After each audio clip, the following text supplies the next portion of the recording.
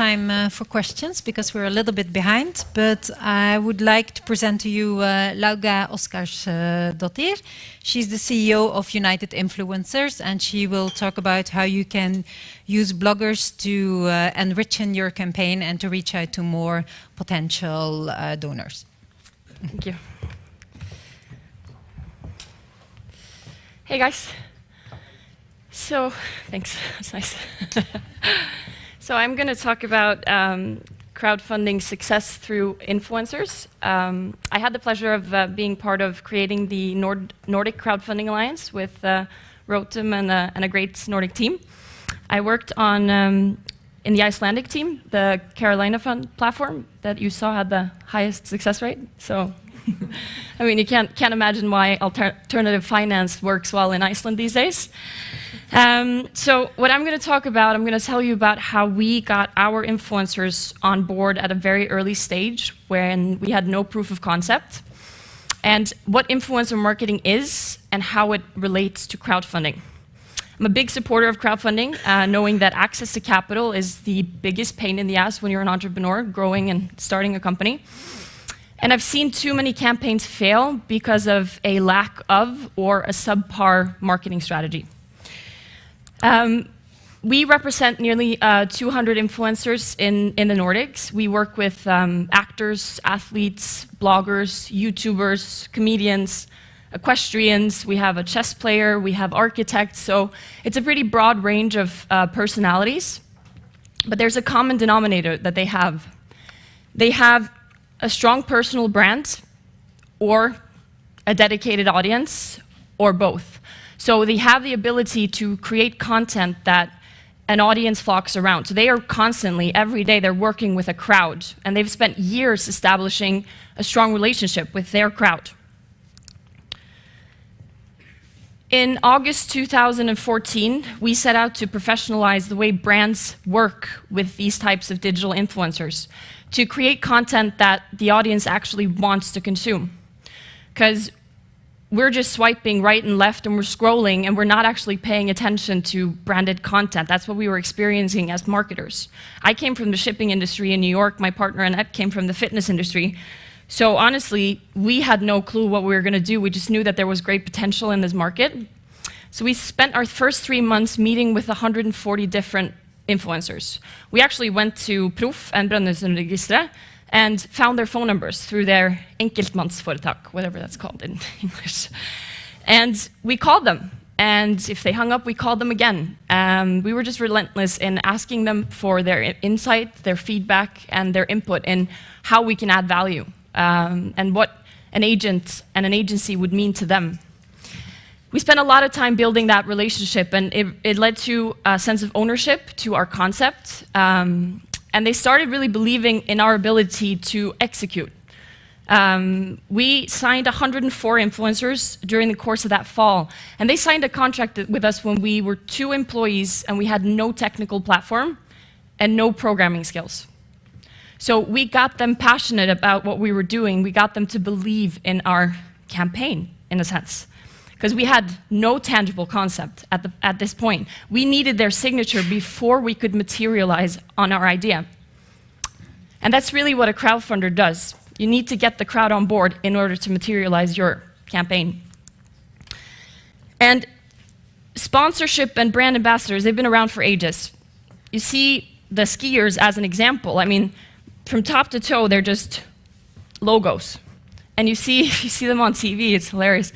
They usually hold up the water bottles with the logo, and it's like, it's very discreet. So it's nothing new, but what's evolved and changed is that with technology, new platforms have emerged, and digital influencers were born. All of a sudden, everyone has a voice. You don't need to be Zlatan, or you don't need to be Northug. You can produce content and distribute it and build a dedicated audience that values your opinion. The power has shifted.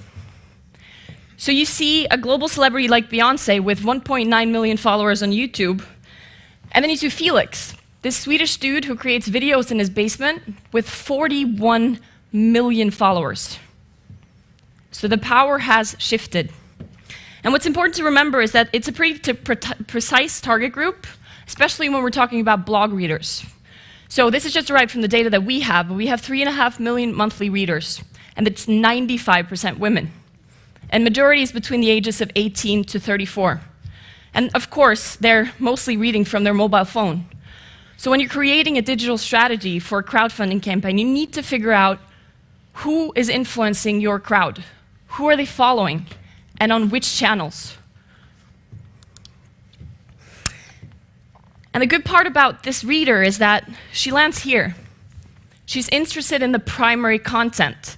So she doesn't care about the ad that you can't afford to put around her. As a crowdfunder, you have no marketing budget, but she cares about the primary content, right? And this is an example from a campaign that we did last year with a small children's clothing store outside of Oslo called Lilleprinsen. They chose 4 mom and dad bloggers to be their brand ambassadors in 2015, and a part of that ambassadorship was promoting a customer event. So the bloggers invited their followers to a customer evening where they had pre-picked their favorite items. Everyone who showed up got a gift card, and the bloggers actually worked in the store that night. And it gave tremendous results. Why? It's not because these 4 bloggers had this amazing reach, but it was relevant, right? It was relevant to the brand.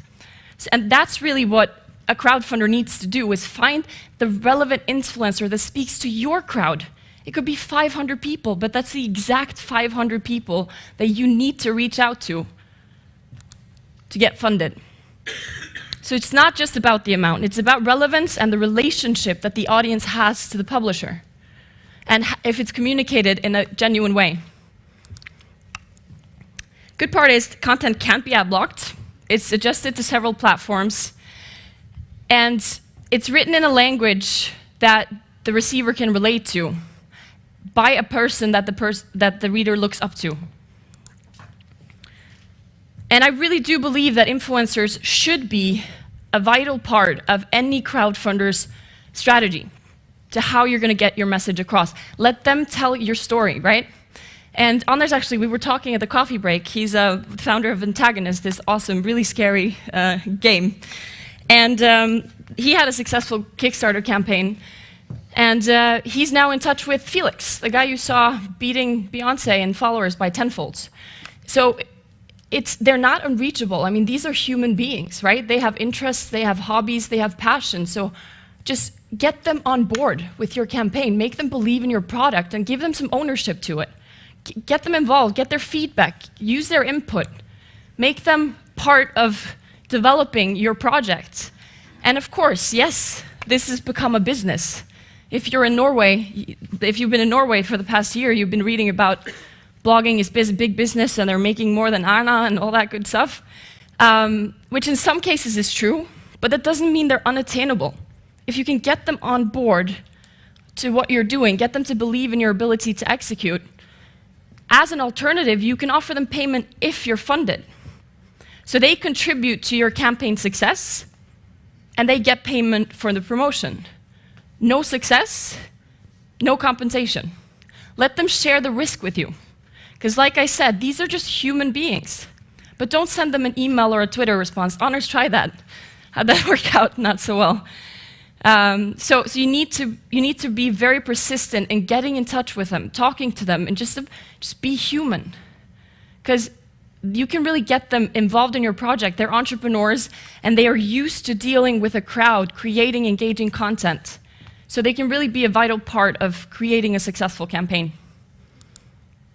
Thank you.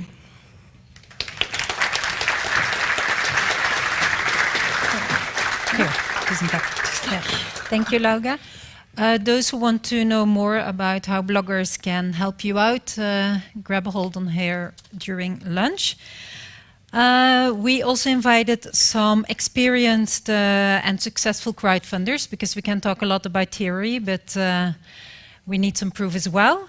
So we have like 5 minutes pitches.